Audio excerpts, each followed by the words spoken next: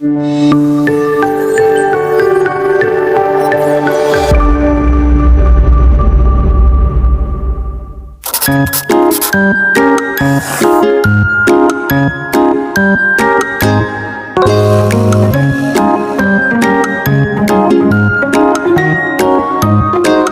semuanya, untuk mendukung proses pembelajaran yang aktif, kreatif, efektif, dan menyenangkan, seorang guru perlu memilih media pembelajaran yang tepat sebagai sarana proses pembelajaran. Nah, di video kita kali ini, kita akan membahas tentang pemilihan media pembelajaran yang terdiri dari fungsi media pembelajaran, klasifikasi dan ciri-ciri media pembelajaran, kemudian prinsip media pembelajaran, faktor-faktor untuk menentukan pemilihan media pembelajaran itu sendiri, dan bagaimana kriteria memilih media pembelajaran yang pakem tadi. Nah, yuk kita simak bersama. Sebelum lebih lanjut kita membahas tentang pemilihan media pembelajaran, sebaiknya kita tahu pengertian dari media pembelajaran. Secara bahasa, media itu berasal dari bahasa Latin yaitu medius atau medium, yang secara harfiah berarti tengah, perantara, ataupun pengantar. Dan secara sederhana, media dapat diartikan sebagai alat yang berfungsi sebagai sarana untuk menyampaikan pesan dari sumber informasi kepada penerima informasi. Sedangkan pembelajaran merupakan upaya menciptakan suatu kondisi belajar dengan perlakuan yang sistematik, yaitu terarah dan terencana dalam rangka menciptakan hasil pembelajaran yang maksimal. Dari pengertian tersebut, maka dapat disimpulkan bahwa media pembelajaran adalah media yang digunakan dalam proses instruksional pembelajaran untuk mempermudah pencapaian tujuan instruksional yang lebih efektif dan memiliki sifat yang mendidik. Selanjutnya yaitu ada fungsi media pembelajaran. Fungsi media pembelajaran pada umumnya berfungsi untuk memotivasi minat atau tindakan, menyajikan informasi, dan memberi instruksi. Sedangkan secara spesifik, media pembelajaran memiliki 4 fungsi, yaitu 1. Fungsi atensi adalah media berfungsi mengarah dan menarik perhatian peserta didik untuk berkonsentrasi pada materi pelajaran. 2. Ada fungsi afektif yang berfungsi untuk menggugah emosi dan sikap peserta didik. Ketiga, ada fungsi kognitif berfungsi memperlancar, memahami, dan mengingat informasi atau pesan yang terkandung dalam gambar. 4. Ada fungsi kompensatoris adalah membantu peserta didik yang lemah dalam membaca teks untuk mengorganisasikan informasi dalam teks dan mengingatnya kembali. Ciri-ciri media pembelajaran. Menurut Girlach dan Ellie, ada 3 ciri-ciri media pembelajaran, yaitu fiksatif, manipulatif, dan distributif. Fiksatif merupakan kemampuan media untuk merekam, menyimpan, melestarikan, dan mendistribusikan suatu peristiwa atau objek yang nantinya ketika disimpan dapat dibuka suatu waktu apabila diperlukan.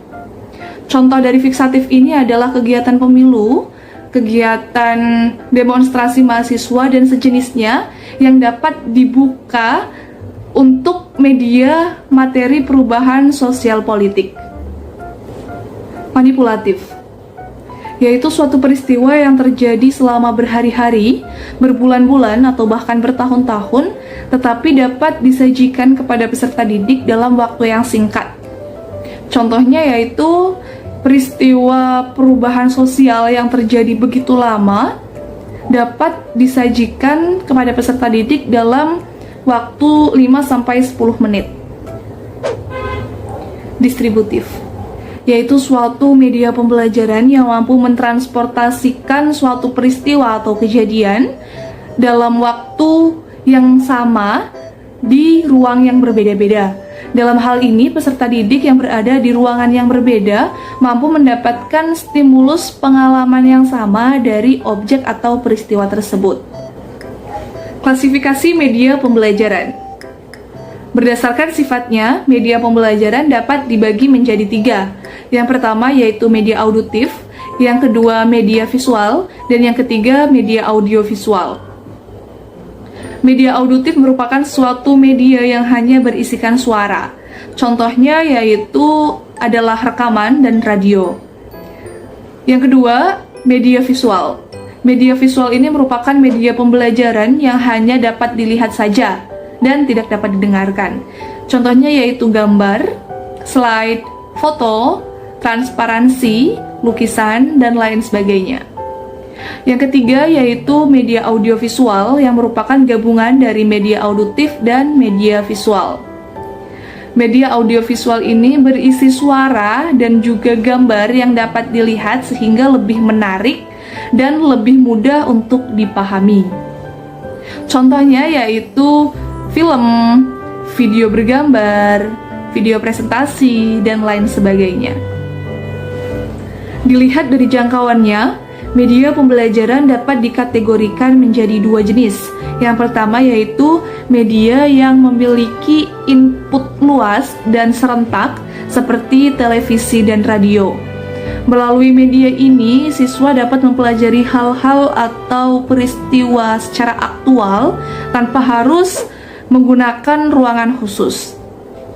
Yang kedua yaitu media yang memiliki input terbatas. Contohnya yaitu video, slide, kemudian film, dan lain sebagainya yang dibatasi oleh ruang dan waktu. Selain dua kategori sebelumnya, media pembelajaran juga dapat diklasifikasikan berdasarkan teknik pemakaiannya. Berdasarkan teknik pemakaiannya, media pembelajaran dibagi menjadi dua. Yang pertama yaitu media yang diproyeksikan, seperti film, slide, transparasi, dan lain sebagainya yang membutuhkan alat proyeksi. Tanpa alat proyeksi khusus, maka media ini tidak dapat digunakan. Yang kedua yaitu media yang tidak diproyeksikan. Contohnya yaitu foto, lukisan, radio, dan lain sebagainya yang tidak memerlukan alat proyeksi khusus. Yang selanjutnya yaitu ada prinsip-prinsip media pembelajaran. Di dalam prinsip-prinsip media pembelajaran ini dibagi menjadi 4 prinsip. Yang pertama yaitu adanya kejelasan maksud dan tujuan, yaitu tujuan dalam pemilihan media pembelajaran tersebut harus dihubungkan dengan tujuan dari penggunaan media itu sendiri.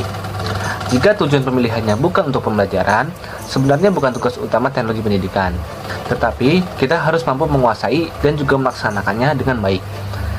Dan sebaliknya juga, jika tujuan tersebut pemilihannya untuk pembelajaran, harus dilihat perannya, apakah sebagai alat bantu, alat pendamping guru, atau bahkan sebagai media untuk pembelajaran individual, atau bahkan kombinasi dari semuanya itu. Dan di samping itu, tujuan dari media pembelajaran ini apakah untuk mencapai tujuan kognitif, afektif, atau psikomotor.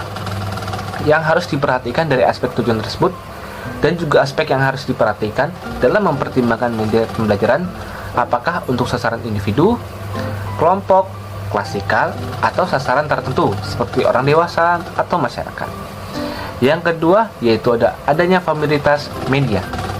Istilah familiaritas berasal dari family atau keluarga, artinya mengenal utuh tentang media yang akan dipilih sampai kecil-kecilnya, termasuk kekurangan dan kelebihan dari media tersebut. Di dalam media tersebut pasti memiliki perbedaan satu dengan lainnya, dan juga media tersebut jika digabungkan terhadap komponen belajar akan mempunyai konsekuensi yang berbeda-beda satu dengan lainnya. Jika dihubungkan dengan isi pesan, ada media yang menampilkan pesan bersifat faktual, konsep, prinsip, prosedur, atau sikap. Tetapi ada juga yang tidak. Oleh sebab itu, kita sebagai pendidik harus mengenal betul sifat dan karakteristik dari media-media yang akan kita pakai supaya tepat apa yang dibutuhkan dalam media pembelajaran tersebut. Yang ketiga yaitu ada sejumlah media yang dapat dipilih dan diperbandingkan. Walaupun kita tahu dan hafal sifat dari karakteristik dan dari berbagai macam media tersebut, tetapi tidak ada gunanya jika jumlah media yang akan kita pilih tidak ada. Karena pada dasarnya proses pemilihan media yang cocok dipakai dalam pembelajaran akan mempengaruhi hasil dalam proses pembelajaran itu sendiri. Yang keempat yaitu ada sejumlah kriteria atau norma yang dapat dipakai dalam proses pemilihan. Prinsip ini merupakan hal yang terpenting dalam proses pemilihan karena akan dipakai dan digunakan serta menentukan jenis media yang akan ditentukan, karena kriteria atau norma yang dapat dikembangkan itu harus juga diperhatikan kondisi setempat supaya yang diperoleh dapat efektivitas yang diperolehnya, dan juga efisiensi dan efektivitasnya dapat dicapai.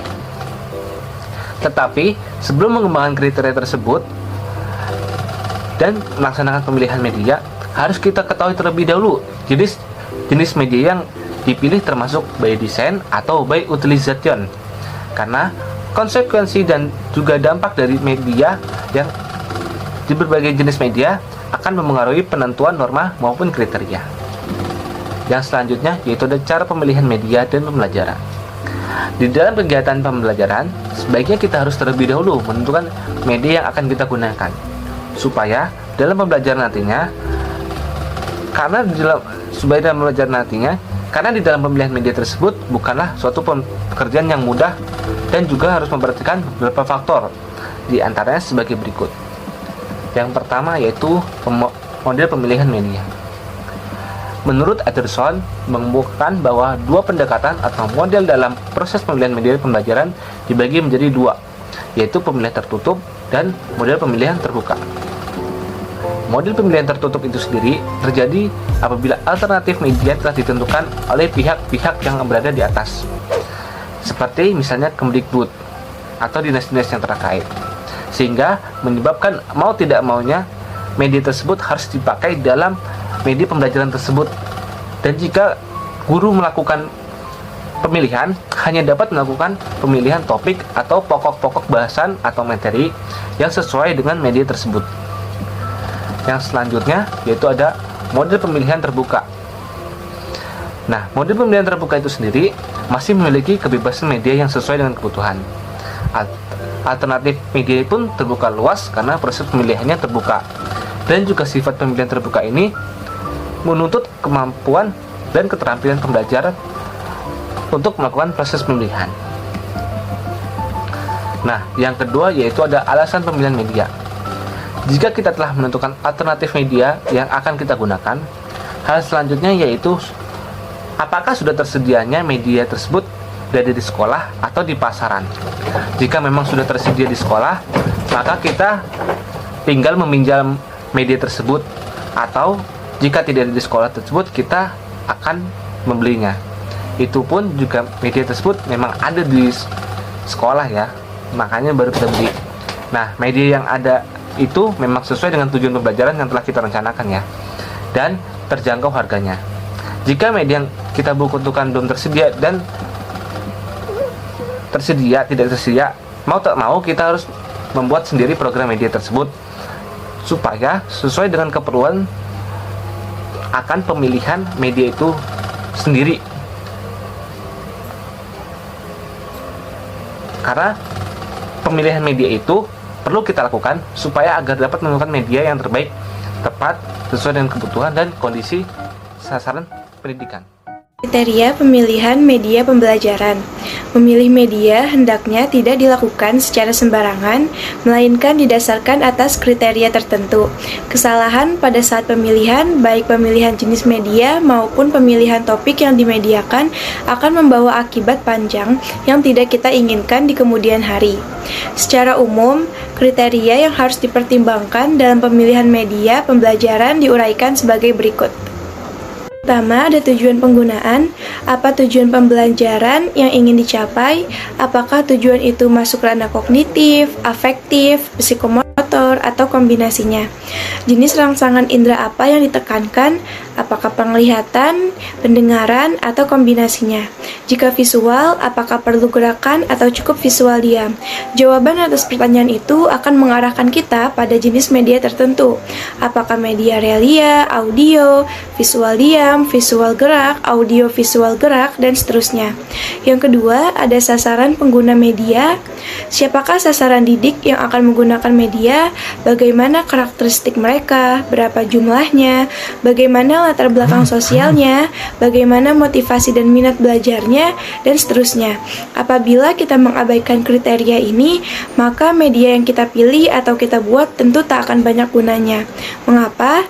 Karena pada akhirnya sasaran inilah yang akan mengambil manfaat dari media pilihan kita itu.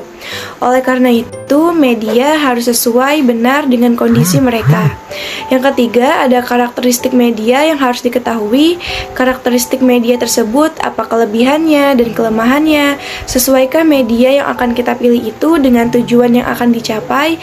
Kita tidak akan dapat memilih media dengan baik jika kita tidak mengenal dengan baik karakteristik masing-masing media. Karena kegiatan memilih pada dasarnya adalah kegiatan membandingkan satu sama lain mana yang lebih baik dan lebih sesuai dibanding yang lain. Oleh karena itu, sebelum menentukan jenis media tertentu, pahami dengan baik bagaimana karakteristik media tersebut. Ada waktu di sini adalah berapa lama waktu yang diperlukan untuk mengadakan atau membuat media yang akan kita pilih, serta berapa lama waktu yang tersedia atau yang kita miliki. Cukupkah? Pertanyaan lain adalah berapa lama waktu yang diperlukan untuk menyajikan media tersebut dan berapa lama alokasi waktu yang tersedia dalam proses pembelajaran. Tak ada gunanya kita memilih media yang baik, tetapi kita tidak cukup waktu untuk mengadakannya. Yang kelima, di sini ada biaya. Penggunaan media pada dasarnya dimaksudkan untuk meningkatkan efisiensi dan efektivitas pembelajaran. Apalah artinya kita menggunakan media jika akibatnya justru pemborosan.